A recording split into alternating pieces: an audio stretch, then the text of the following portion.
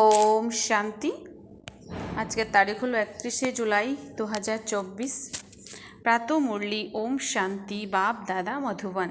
আজকের মুরলিতে বাবা বলেছেন, মিষ্টি বাচ্চারা, তোমরা নিজেদের টাইম ওয়েস্ট করবে না। বাবা বলেছেন যে তোমরা নিজেদের টাইম ওয়েস্ট করবে না, মনে মনে জ্ঞানের মন্থন করতে থাকো, তাহলে নিদ্রা জিত হয়ে যাবে, ক্লান্তি আসবে না। তো বাবা বলেছে যে তোমরা নিজেদের টাইম ওয়েস্ট করবে না, মনে মনে জ্ঞানের মন্থন করতে থাকো, তাহলে নিদ্রাজিত হয়ে যাবে, আর বাবা বলছেন ক্লান্তি আসবে না। প্রশ্ন: তোমরা বাচ্চারা বাবার কাছে সমর্পণ ফিদা হয়েছ বা সমর্পণ করেছো কেন? সমর্পিত হওয়ার অর্থ কী?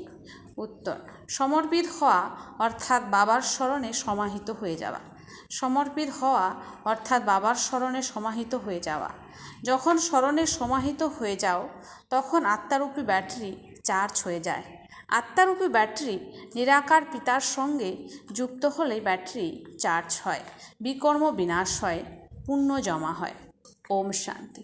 আত্মাদের পিতা রুহানি বাবা বসে আত্মারূপী রুহানি বাচ্চাদের বোঝাচ্ছেন, এখন এখানে তোমরা শরীরসহ অর্থাৎ দেহধারী হয়ে বসে আছো।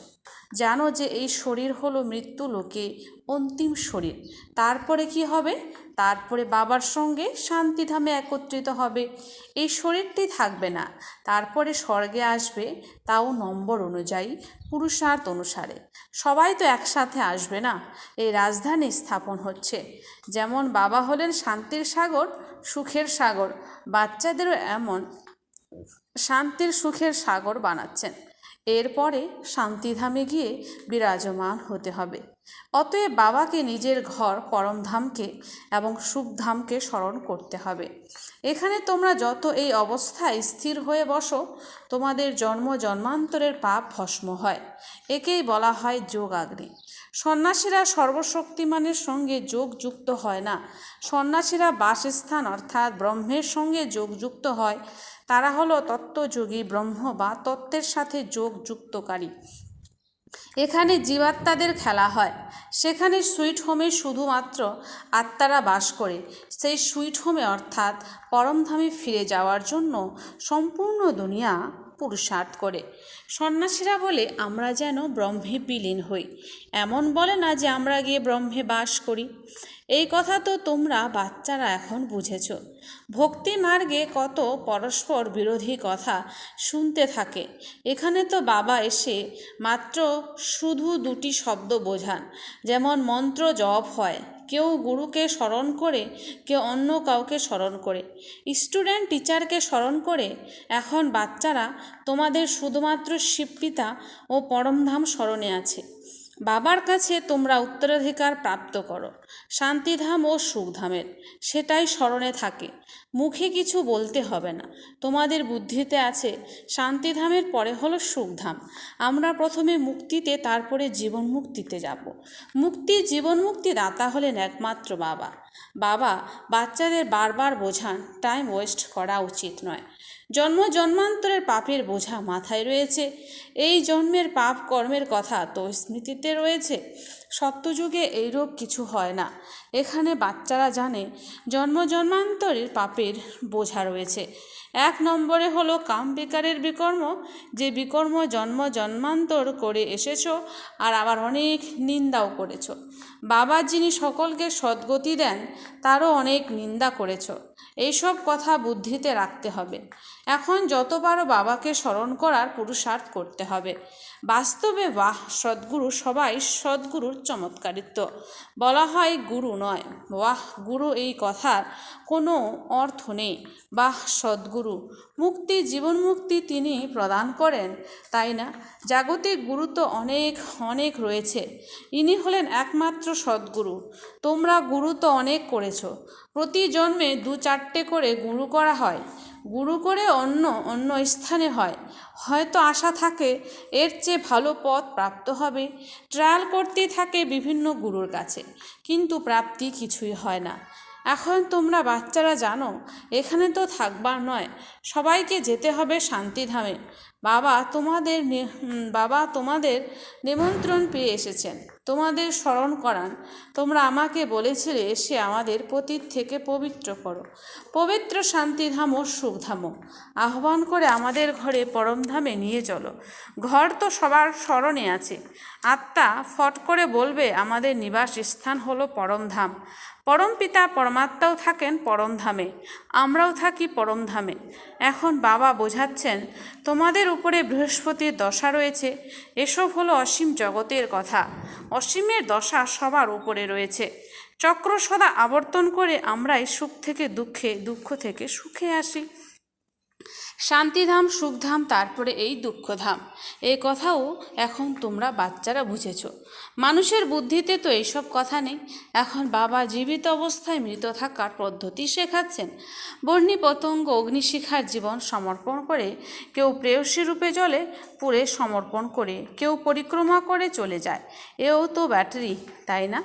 সবার বুদ্ধিযোগ একের সাথে যুক্ত। নিরাকার বাবার সাথে যেন ব্যাটারি যুক্ত আছে। এই আত্মা অর্থাৎ ব্রহ্মা বাবার আত্মার অনেক আছে, হ্যাঁ বাবা, অনেক কাছে আছেন ফলে খুব সহজ হয়। বাবাকে স্মরণ করলে তোমাদের আত্মার উপরে ব্যাটারি চার্জ হয়। বাচ্চারা তোমাদের কাছে একটু কঠিন হলেও এটা মানে ব্রহ্মা বাবার জন্য খুব সহজ। তবুও ব্রহ্মা বাবাকে পুরুষার্থ করতে হয়। যতখানি বাচ্চারা তোমাদের করতে হয়, তো ইনি যত কাছে আছেন ততই দায়িত্ব বেশি আছেন। গায়নও রয়েছে যে যার মাথায় মামলা, যার ওপরে দায়িত্বভার। এনার অর্থাৎ ব্রহ্মা বাবার মাথায় অনেক দায়িত্ব রয়েছে, তাই না? শিব বাবা তো হলেন সম্পূর্ণ, ব্রহ্মা বাবাকে সম্পূর্ণ হতে হবে। এনাকে সকলের প্রতিপালন করতে হয়। যদিও দুই পিতাই একত্রে আছেন, তবুও চিন্তন তো চলে, তাই না? কন্যাদের উপরে কত অত্যাচার হয় তো দুঃখ হয়। কর্মাতীত অবস্থা তো শেষের দিকে হবে, ততক্ষণ চিন্তন চলে। কন্যাদের চিঠি না এলেও চিন্তা হয়, অসুখ করেনি তো। সার্ভিসের খবর এলে বাবা অবশ্যই তাদের স্মরণ করবেন। বাবা এই দেহের ব্রহ্মা আর দেহ দ্বারা সার্ভিস করেন। কখনো যদি কম মুরলি চলে, যদি 2 থেকে 4 দিন মুরলি নাও আসে, তবুও তোমাদের কাছে পয়েন্ট তো রয়েছে। তোমাদেরও নিজস্ব ডায়েরি দেখা উচিত। ব্যাচ নিয়েও তোমরা বোঝাতে পারো। যখন আদি সনাতন দেবী দেবতা ধর্ম ছিল, তখন অন্য কোনো ধর্ম ছিল না। বৃক্ষের চিত্রটি অবশ্যই সঙ্গে থাকা উচিত। ভ্যারাইটি ধর্মের রহস্য বোঝাতে সর্বপ্রথমে এক অদ্বৈত ধর্ম ছিল। বিশ্বে শান্তি, সুখ, পবিত্রতা ছিল। বাবার কাছে অবিনাশী উত্তরাধিকার প্রাপ্ত হয়, কারণ বাবা হলেন শান্তির সাগর, সুখের সাগর, তাই না? এইসব কথা তোমরা আগে জানতে না। এখন বাবার বুদ্ধিতে যেমন এইসব আছে, এরকম তোমাদেরও হতে হবে। সুখের, শান্তির সাগর তোমরাও হও। নিজের কর্মের চার্ট প্রতামেল দেখতে হবে, কোথায় কোথায় ঘাটতি রয়েছে। আমি হলাম ওই প্রেমের সাগর। এমন কোনো আচরণ আমার দ্বারা হয় না তো যাতে কেউ অসন্তুষ্ট হয়। নিজের উপরে নজর রাখতে হবে। এমন ভাববে না যে বাবা আশীর্বাদ করলে তোমরা এমন হয়ে যাবে। না, বাবা বলেন আমি ড্রামা অনুসারে নিজের সময় মতন এসেছি। আমার এই প্রোগ্রাম কল্পের। এই জ্ঞান অন্য কেউ প্রদান করতে পারে না। সত্য পিতা, সত্য টিচার, সত্য গুরু একজনই। এই কথাটিকেও পাক্কা নিশ্চয় থাকলে তোমাদের বিজয় নিশ্চিত। এও বলছে এতগুলি যে ধর্ম রয়েছে, সবের বিনাশ হবে। যখন সত্যযুগে সূর্যবংশী কুল ছিল, তখন অন্য কোনো কুল ছিল না। তবুও এমনই হবে। সারাদিন এমন কথা নিজের সঙ্গে বলতে থাকো। জ্ঞানের পয়েন্ট বুদ্ধিতে চলা উচিত। সদা খুশি থাকা উচিত। বাবার মধ্যে জ্ঞান রয়েছে, সেসব তোমরা এখন প্রাপ্ত করছো। সেই জ্ঞান ধারণ করতে হবে। এতে সময় নষ্ট করা উচিত নয়। তোমরা রাতেও সময় পাও। দেখা যায় আত্মা দেহের অর্গান দিয়ে কাজ করে ক্লান্ত হয়ে ঘুমিয়ে পড়ে। বাবা তোমাদের ভক্তিমার্গে সমস্ত ক্লান্তি দূর করে অক্লান্ত করে দেন। যেমন রাতে আত্মা ক্লান্ত হয়ে শরীর থেকে পৃথক হয়ে যায়, যাকে নিদ্রা বলা হয়। নিদ্রারত কে হয়? আত্মার সাথে কর্মেন্দ্রগুলি ঘুমিয়ে পড়ে। অতএব রাতে শোয়ার সময় বাবাকে স্মরণ করে এমন চিন্তন করতে হবে, করতে করতে ঘুমানো উচিত। এমনও হতে পারে শেষকালে তোমরা নিদ্রাজিত হয়ে যাও। তখন সদা স্মরণেই থাকবে, অনেক খুশির অনুভব হবে। চুরাশির চক্র ঘোরাতে থাকবে, ক্লান্তিবশত হাই উঠবে না বা তন্দ্রা আসবে না। হে নিদ্রাজিত বাচ্চারা, উপার্জনের সময় কখনো ঘুমিয়ে থাকবে না।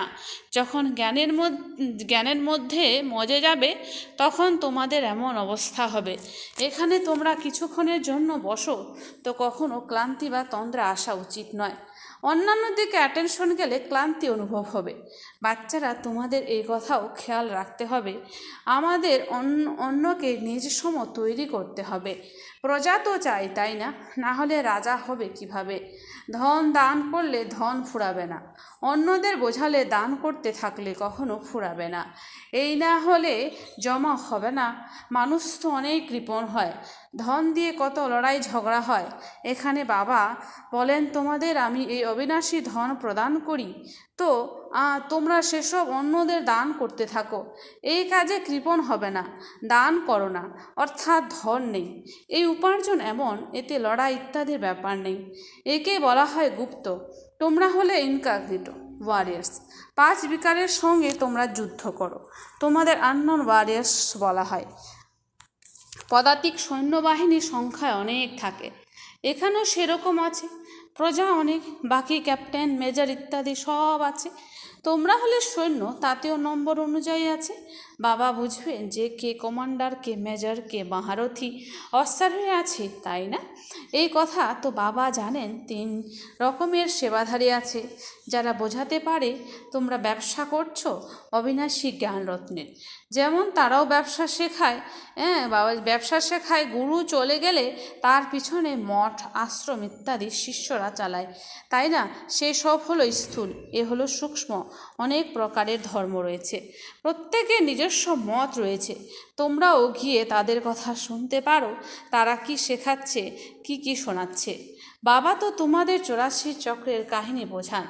বাচ্চারা, তোমাদের ওই বাবা এসে অবিনাশী উত্তরাধিকার প্রদান করেন, এও ড্রামাতে নির্ধারিত রয়েছে। এখন কলিযুগের অন্ত পর্যন্ত এই আত্মারা আসতে থাকে, বৃদ্ধি হতেই থাকে।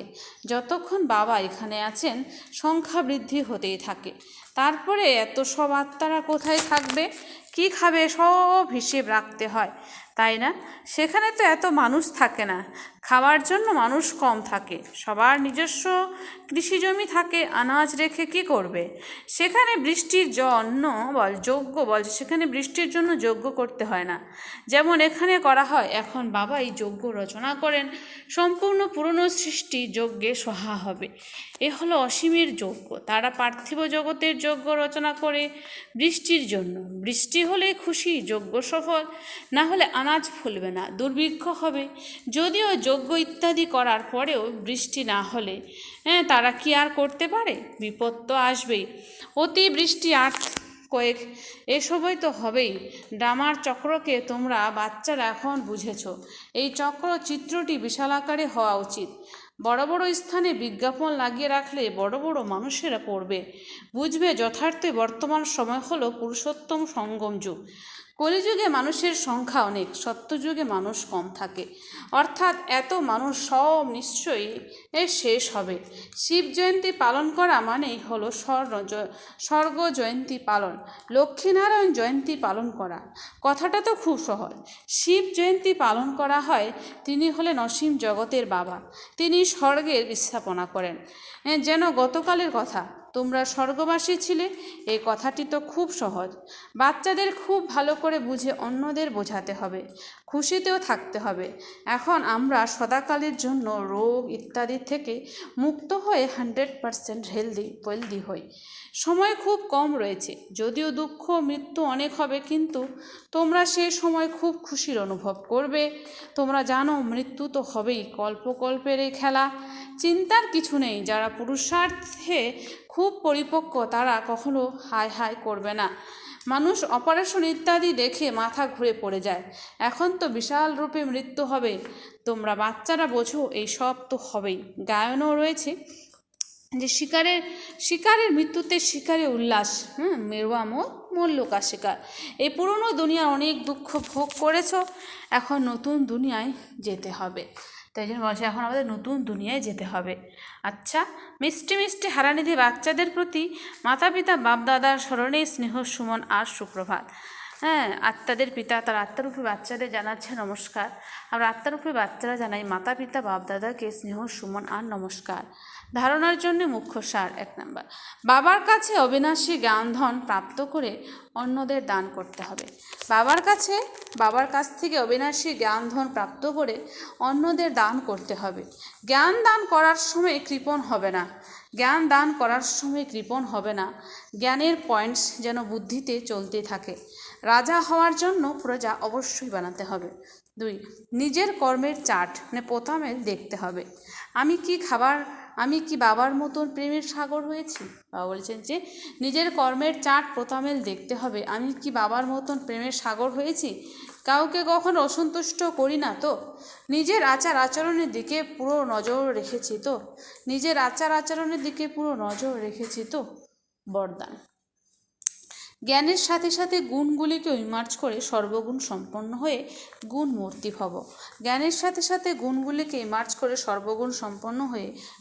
মূর্তি ভব। স্পষ্টীকরণ, প্রত্যেকের মধ্যে জ্ঞান অনেক রয়েছে, কিন্তু প্রয়োজন হলো গুণগুলিকে ইমার্জ করার। তো বলছে যে প্রত্যেকের মধ্যে জ্ঞান অনেক রয়েছে, কিন্তু প্রয়োজন হলো গুণগুলিকে ইমার্জ করার। সেই জন্য বিশেষ কর্মের দ্বারা গুণদাতা হও। সংকল্প করো যে আমাকে সদা গুণমূর্ত হয়ে সবাইকে গুণমূর্তি বানানোর কর্তব্যে তৎপর থাকতে হবে। এর ফলে ব্যর্থ দেখা, শোনা বা করার অবসর থাকবে না। এই বিধির দ্বারা নিজের বা সকলের দুর্বলতাগুলি সহজেই সমাপ্ত হয়ে যাবে। সুতরাং এতে প্রত্যেককে নিজেকে 1 নম্বর নিমিত্ত মনে করে সর্বগুণ সম্পন্ন হওয়ার আর সকলকে বানানোর এক্সাম্পল হও। স্লোগান, মনের দ্বারা যোগদান, বাণীর দ্বারা জ্ঞান দান আর কর্মনার দ্বারা গুণগুলিকে দান করো। মনের দ্বারা যোগদান, বাণীর দ্বারা জ্ঞান দান আর কর্মনার দ্বারা গুণগুলিকে দান করো। আচ্ছা, ওম শান্তি। ধন্যবাদ বাবা আজকের এই সুন্দর মিষ্টি মুরলির জন্য।